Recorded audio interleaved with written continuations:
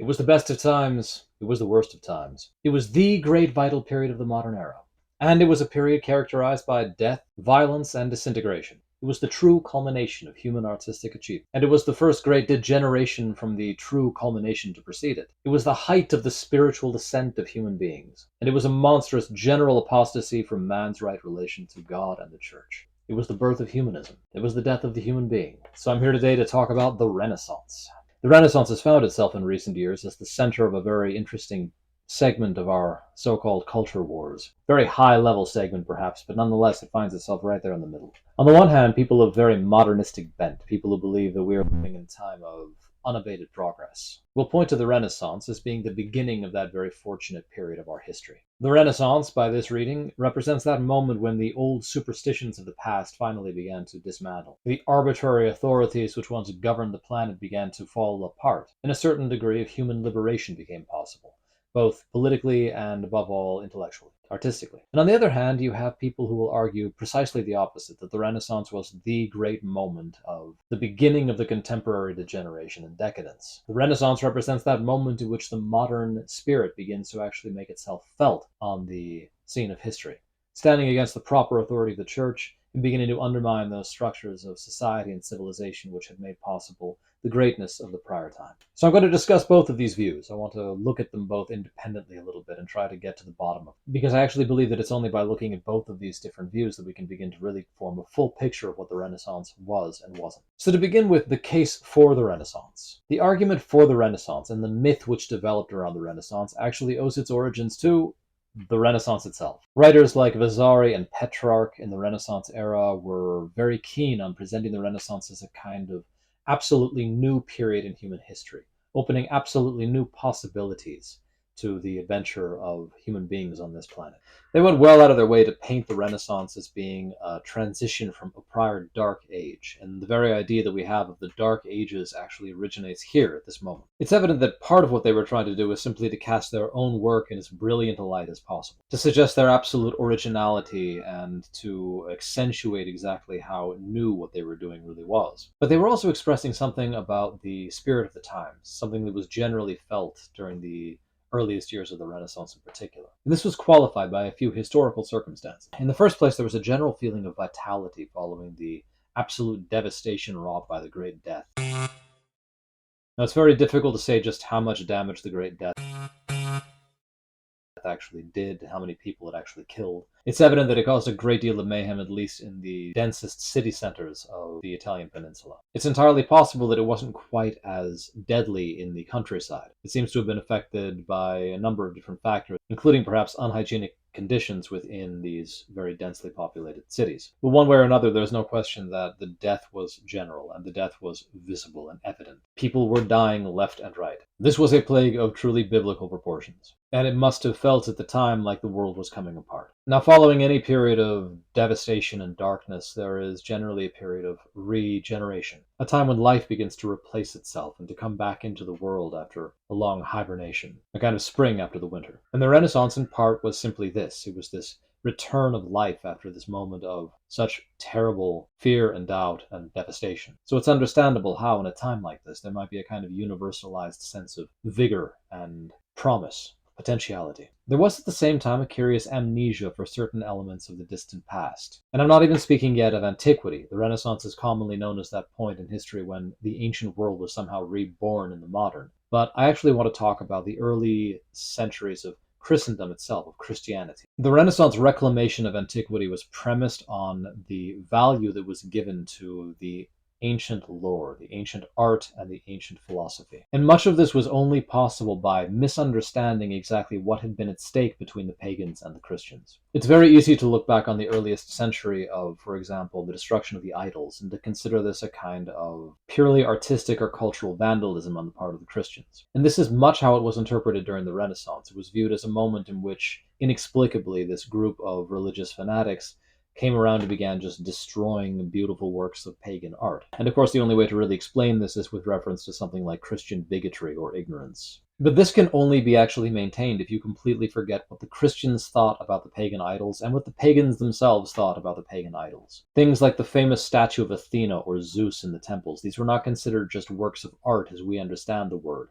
Our idea of works of art comes from the Renaissance, which owes its own idea to its complete forgetting of what actually was going on in that period of time. These were spiritual objects. They were considered to be invested, indwelt by the gods, or, from the Christian perspective, by demons. And so the war that was carried out against the idols was not a war against art, it was a war against a certain kind of spiritual outlook. The Renaissance radically reinterpreted this. It looked at it and considered it from an exclusively aesthetic point of view. And I think this is connected to this kind of rebirth of life in the Renaissance, because one of the characteristics of life, of vitality, is its connection to beauty, and also its susceptibility to beauty, the feeling for beauty. The Renaissance had this in droves. And because of the great temporal distance standing between the earliest years of Christianity and the Renaissance itself, I think it was probably inevitable that many of the great issues that were actually at stake should be forgotten or set by the wayside. The problem, of course, is that there's a great misunderstanding implicit to this. The Renaissance didn't understand the past that it was trying to bring up again.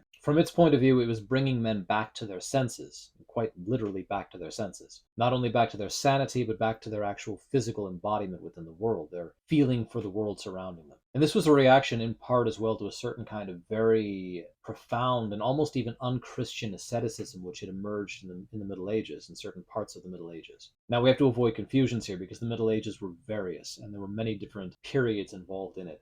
And the idea that the entirety of it was characterized by this kind of asceticism is simply wrong. But it's also undeniable that during the Middle Ages, a number of very prominent movements arose in the direction of a very violent kind of asceticism. And these included things like self-laceration and flagellation and even castration. Now, none of this is traditionally Christian. There's something even heretical about many of these things from the ancient Christian standpoint. But it was widespread enough, and particularly in the era surrounding the Black Death, that it was very easy to conflate the two things. And again, this is a kind of historical confusion which crept in and very much characterized what happened next in the Renaissance. So many of the thinkers and the artists of the Renaissance can be forgiven to some extent for thinking that they were bringing human beings back into an appreciation of the world. And the world understood very simply also just as the appreciation of the beauty of the world. But beyond that, many of the prominent figures of the Renaissance conceived of their historical moment as being a return to things like artistic achievement, political ambition, and philosophical discourse and inquiry, many things that had characterized the pre-Christian ancient world. A kind of conflict was established between a limited and false idea of Christianity on the one hand, and a limited view of antiquity on the other. Christianity, by this view, was characterized by its backwardness, its barbarism, and its violent repression of the vital instincts. So by this view, the Renaissance brought the human being back to life. And this conflict became epitomized in a few historical figures, perhaps most prominent amongst them Galileo Galilei and Giordano Bruno. Now, I could probably do an entire video on both of these figures, and they're very different figures as well. But I remember the first time that I went to Rome, for example, I was very impressed by the statue of Giordano Bruno, who was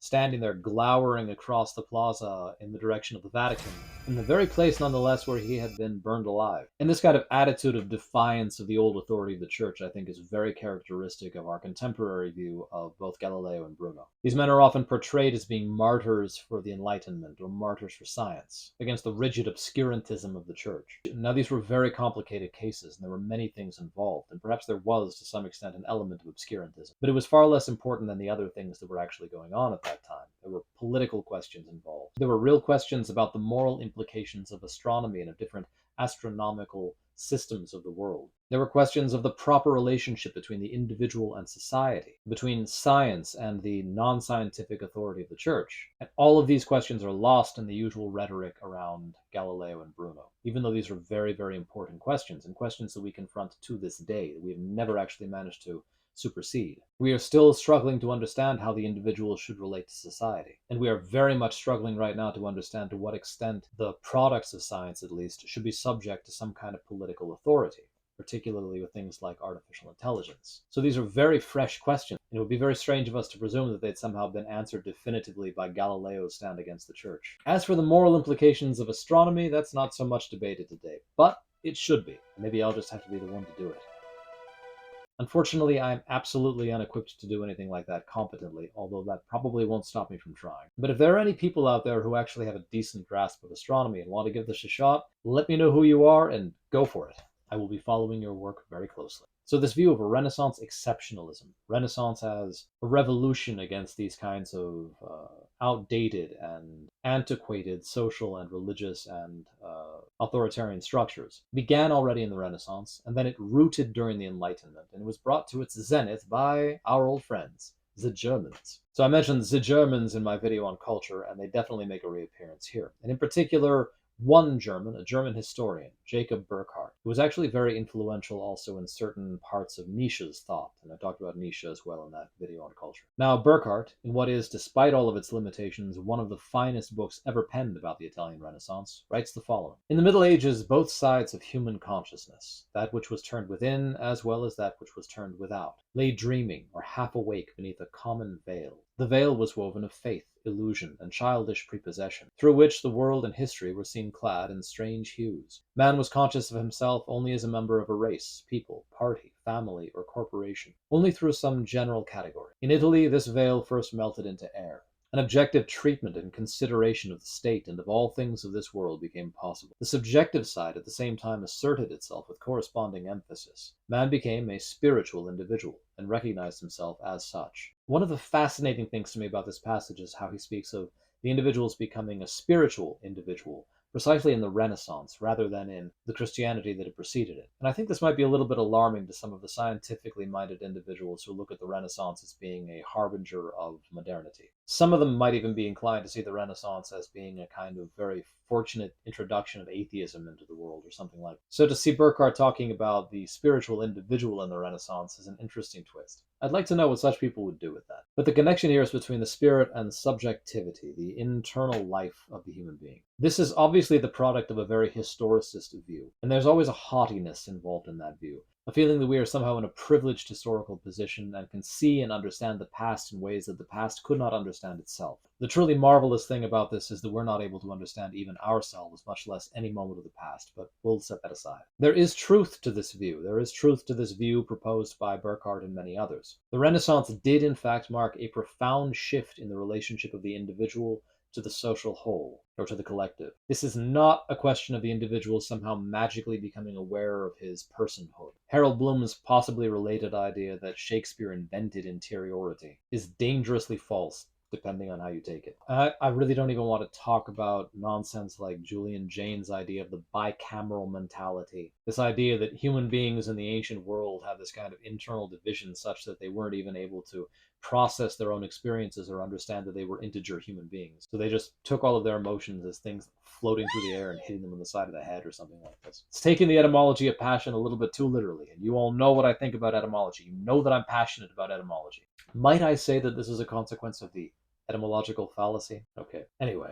the shift in the Renaissance was not a question of some kind of evolution of the human individuality. It was a shift rather in emphasis, in philosophy, in social theory, and in the individual's relation to his own experience. It was a shift, that is to say, not in human abilities, but in human priorities. A sudden premium began to be put on individual achievement, individual exploration, individual discovery. And this shows up everywhere, and in very interesting ways. To point to just a single example of this. In the artistic period which preceded the Renaissance, in which the standard for the visual arts was the Christian icon, we find that one of the universal and constantly determining characteristics of the icon is that it is not signed. The iconographer never signs his icon, because the iconographer is not the focus of his icon. The iconographer seeks to humble himself in his art. He wants to disappear behind the icon. Even with the very greatest of the iconographers, we're not looking at the work of the iconographer. This is the Christian idea. We're not looking at the work of an Andrei Rublev when we stand before the icon of the Trinity. We are looking at the Trinity. In the Renaissance, on the other hand, artistic ascription suddenly takes on a great importance. And at first, this is simply a question of understanding who did what and when. There's some very interesting historical events and debates which would rage around certain artistic works like the Laocoon, for example, or other statues or paintings, whether or not they really were works by, say, Michelangelo or Leonardo da Vinci. There was a going theory in the Renaissance that Michelangelo himself had actually sculpted the Laocoon. And I also have this vague recollection, I think from Burckhardt's book, which I haven't read for years, but something about a sculpture that Michelangelo was presumed to have made and that it was sold for a great amount of money. I can't remember how that turned out, if it really was a forgery. We'll just all have to remain in suspense on that one. Oh, my memory. But in any case, the point is that it actually became urgently important to decide who had actually produced these works, what artists stood behind them. The value of the work was contingent on the value of the artist that had produced the work. And we see this to this day. And indeed today it's reached a real level of absurdity when you've got literal trash being passed off as work by a great artist simply because it has the right name associated to it. I'm looking at you, Damien Hirst and Kuntz. With your golden poodles and formaldehyde sharks. And that's even the best you got, isn't it? That's the best you got. Formaldehyde sharks and golden poodles. All right, enough. I will have plenty to say about modern art in another probably overly histrionic and polemical video that I will inevitably one day produce. Following this change in the Renaissance, we see something interesting happen with art, insofar as it begins to be signed. Because art is taken as a symbol, a representation, not of reality or any kind of transcendent realm, but of the artist's subjective experience of the world. Now, at first, this subjective experience of the world is not considered to be necessarily a false perspective on the world. A subjective view of the world could in fact be a true view of the world. And that was how it was originally conceived during the Renaissance. It was a kind of personal expression of the artist's great and keen ability to perceive the world in a new way. It's only much later that this kind of subjectivism becomes associated with the impossibility of truth. Now, as all of this was happening on the artistic field, very similar things were happening as well in politics and in the moral sphere. So you have this recapturing of the ancient idea of virtus, virtue, in the Renaissance idea of virtu. This comes out in a great many different places. You see it in Machiavelli, of course, who was very famous for focusing on the question of virtu. But in practically all of the Renaissance literature, you see this growing preoccupation with greatness in human beings and making human beings morally great. This means something very different than what it meant in Christendom, and this is an interesting shift which I don't have time to talk about here. What I want to focus on here is that this change in the moral orientation of the human being would eventually lead to things like individualism, democracy, and the romantic cult of the genius. It certainly led to a shift away from the old corporatist view of society. One of the easiest shortcuts for thinking about this is perhaps to say that in general, idea of pride shifted from being the crown of the vices, as it had been considered during Christendom, to virtue in the Renaissance understanding. And this led to all manner of different changes. Now, this shift from a corporatist to an individualistic society is something that my friend Richard Storey talks about a lot in his work. So I'm going to direct you all to his videos and books on this. We touched upon it as well in the conversation that I posted to this YouTube channel. So all of this led to a kind of sea change in society. And this opened up real possibilities that had not existed in prior time. You cannot radically reorient social relations and reorient society as a whole without closing some possibilities and opening others. Part of this includes the undeniable artistic excellence and philosophical ferment of the Renaissance era. The Renaissance is home to masterpieces of our Western art. There is a profound difference, almost a chasm, standing between the worldly art of the Renaissance and the theological art of Christendom prior. There is a world of difference between the Renaissance philosophy, which led to the power philosophies of the modern era, and the ancient truth philosophies of men like Plato and Aristotle. And depending on one's taste and one's perspective, it can be very easy to see this as being a manifestation of a kind of human excellence which was simply lacking in Christendom. Some people of this tendency might dispute whether the Renaissance should be considered higher than ancient Greece or ancient Rome, or vice versa, but there's never any dispute about its relation to Christendom. It is very difficult to appreciate both Christendom and the Renaissance, and this is indicative of the kind of spiritual transformation which happened in this period. Now, that spiritual transformation, I think, forms perhaps the center of the other view of the Renaissance, the contrary view of the Renaissance. So now I'm going to go into the case against the Renaissance, which is made predominantly by traditionalist or Christian traditionalist thinkers. Now, from this point of view, the Renaissance represents a great moment of rupture with the past, and a moment of rupture toward decline. The Renaissance was the beginning of the end. It was the great betrayal of the faith of the time preceding. It represented the degeneration of the Christian virtue into the violent and almost bestial virtu of the Renaissance. It represented a plummeting descent from the heights of Christian iconography to the carnal voluptuousness of Renaissance art. And it was characterized by things like sexual licentiousness, chaotic political ambitions, egotism, and violence against human beings. A great movement against reverence, a great movement against respect for the past. And from this point of view, it's very easy to see the Renaissance as being the forerunner of the great revolutionary epoch in which we find ourselves. An epoch which, on the one hand, certainly led to a degree of material success and prosperity, but on the other hand also led to a great many very terrifying events, starting with the bloodbath after the French Revolution all the way through the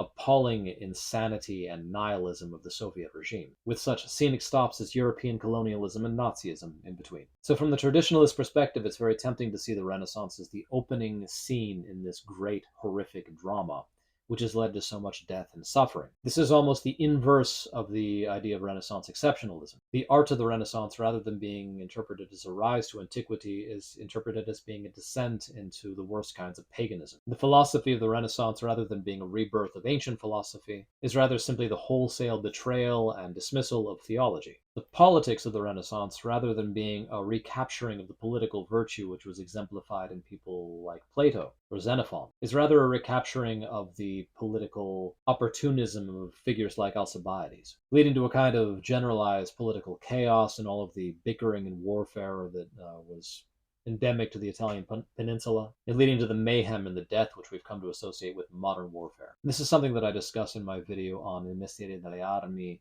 the profession of arms, an Italian film which actually deals with this historical moment in particular and its relation specifically to warfare and to modern warfare. So we have these two views of the Renaissance, and there's this temptation to ask which of these two camps is right. Now, I'd like to propose that what we're dealing with here is actually a dispute which is so characteristic of our times. It presents this kind of all or nothing approach to the question. It's our modern extremism at work. It's like these images that float around on Twitter that demand you to either be vehemently for them or vehemently against them. I remember seeing this picture recently of this family sitting out on their porch with what looked to be just hundreds of firearms scattered around them to show off their collection of guns. Now, I am as much in favor of the Second Amendment as the next man. I grew up with firearms in my house. I'm quite used to guns, and I see the political reasoning behind the support of the right to bear arms. And so, in consequence, I'm evidently expected to just be overly enthusiastic about the fact that this family has so many automatic rifles. There's this tendency to take moderate political views and to push them to the extremes, and then to insist on those extremes as if those extremes were the only reality. Interestingly enough, we probably owe this to the Renaissance itself and to a certain shift in philosophical discourse and approaches which happened then. I'm not going to get into that, but if you look at Machiavelli, for example, he takes the extremes as being the point of reference, whereas for the ancients, the point of reference was always the moderate center, the golden mean. In our extremist view of things, we are unable to get a sound grasp of the things that we're looking at. We look at historical times and we want to be all for them or all against them. We're unable to see those historical times for what they were, in their good and in their bad. We lack the thing that we think we most have, which is to say, the historical sense. We want to transform everything into a kind of political cause. But in point of fact, the only things that are political causes are political causes. Human beings are not political causes. Historical periods are not political causes. They are living and organic realities. They are rich in contradictions, in beauties and in flaws. The Renaissance perhaps more than any other, because the Renaissance was a time of very great extremes. One of the things that really draws certain sensibilities to it, including my own, is this amazing chiaroscuro that it portrays, this kind of absolutely vivid difference between the darkness and the light of it. You can look at figures of it like Cesare Borgia, right? Borgia is very infamous today. He was the son of the Pope, Alexander VI, himself a Spanish immigrant, incidentally. And he's remembered for his propensity to poison people and to kill his political rivals and to go on these grandiose military campaigns around Italy in which he used wile and subterfuge almost as much as his military prowess. He was painted to a great extent by his enemies in that period, so we can't take everything that's said about him as being historical fact. But there's the possibility that he had incestuous relationships with his sister, there's the possibility that he killed one of his brothers, and there's the certainty that he used Machiavellian stratagems avant la lettre to gain his political ends. Machiavelli himself took him as a kind of ideal political exemplar of his own philosophy. So there are all these negative associations with this man. But at the same time, he was a brilliant military tactician. He was renowned for his physical strength and for his valor. He was a kind of exemplification of the Renaissance man in both the good and the bad. You cannot reduce such figures to a yes or a no. There's too much complication, there's too much life in the middle of it. And this is true for the entirety of the Renaissance culture, this immense outpouring of human creativity that we see. Now, the Renaissance is particularly interesting for this question of culture. It shows a number of aspects of the problem of culture in a way that very few other historical epics really do, or at least not to the same degree of clarity. In part, this is because the Renaissance exemplifies a principle of all transitional periods in human history. Any new social order is never quite what it claims to be. It's always, to some extent, the journey from the old social order to the new social order. We can see this perhaps most clearly in the transition of many European states from older aristocratic or fascist regimes into contemporary democratic ones. Democracies that come into existence from out of aristocratic or monarchical or despotic states always carry with them some of the habits and the outlooks of the prior social orders from which they come. They carry these prior ways of being into a suddenly liberated world, and the result of this is very often striking. There's this combination of political freedom and the virtue of the old world, which joins together in very magnificent ways. And it can easily lure one into believing that these new political orders are simply superior to anything that came before. But in order to see the truth of these transitions, you have to wait a couple of generations. You have to wait, that is, until the virtues of the old order have been replaced by the vices of the new. And only then can you really understand what the virtues of the new order really are. And there always are virtues. Transitional periods are very brilliant for this reason. The Renaissance was a quintessentially transitional period, and it forces one to confront the question that I've asked in a prior video about what culture actually is. I truly believe that an individual has to be unusually numb to aesthetic questions to not perceive the great beauty that is inherent to Renaissance art. And I truly believe that a person has to be unusually superficial to not perceive that this beauty is far more than skin deep. Similarly, you cannot profoundly read men like Machiavelli and then just dismiss him as being reactionary. You cannot deeply explore the lives of men like Michelangelo or Leonardo da Vinci and then pass them off as tinkerers or mere revolutionaries. There is so much more going on